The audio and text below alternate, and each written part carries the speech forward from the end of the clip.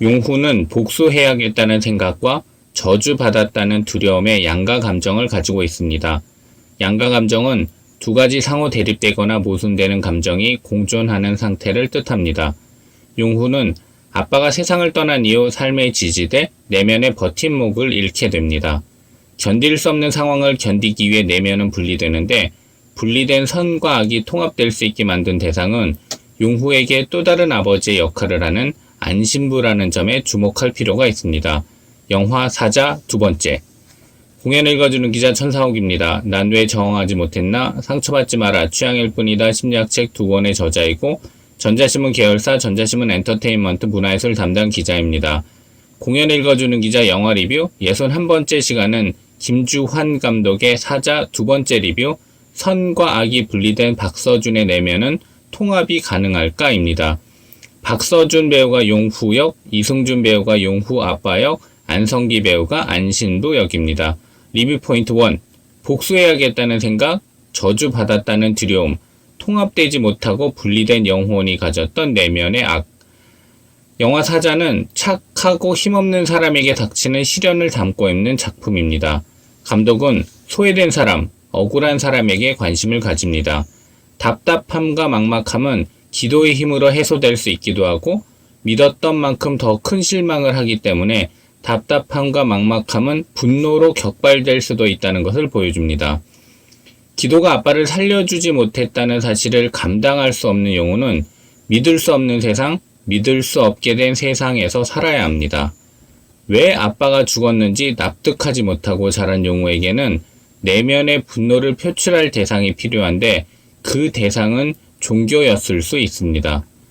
용후의 종교에 대한 분노는 종교 자체에 대한 분노라고 볼 수도 있지만 분노를 표출할 대상이 종교였다고 볼 수도 있습니다. 강력하게 믿었던 것에 대한 배신과 그 배신에 대한 복수에 집중할 수밖에 없는데 그렇게 해야 버티며 살 수 있었기 때문일 것입니다.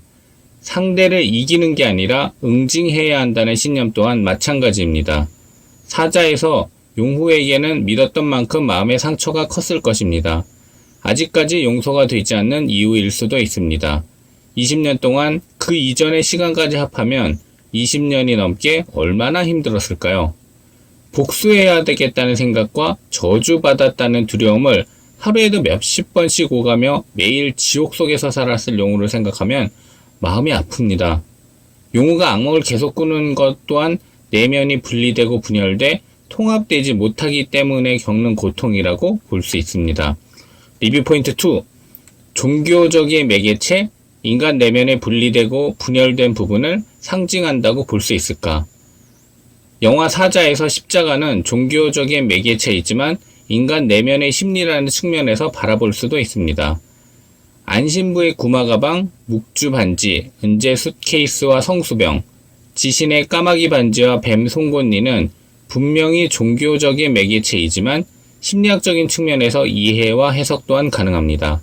각각은 인간 내면에 분리되고 분열된 부분을 상징한다고 볼 수 있습니다. 우도환 배우가 지신 역입니다. 용우에게 십자가는 자신이 분리되어 있다는 것을 자각하고 각성하게 만드는 매개체입니다. 십자가를 보면 예전에는 분노를 느꼈었는데 어느 순간 그런 마음이 들지 않았다고 용우는 안신부에게 고백합니다.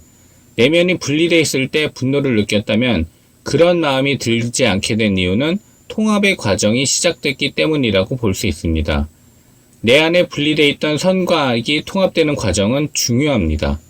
용우는 분리되어 있으니 불안했을 것이고 불안한 채로 견디려니까 힘들고 그런 마음을 극복하기 위해 오히려 강하게 분노를 키우고 표출했던 것입니다. 이럴 때 선택은 크게 두 가지 경우가 있습니다. 첫 번째는 자신을 더욱 불안하게 만드는 것입니다. 내가 감당할 수 없을 정도로 불안하게 되면 어쩔 수 없었다는 핑계를 댈 수 있기 때문입니다.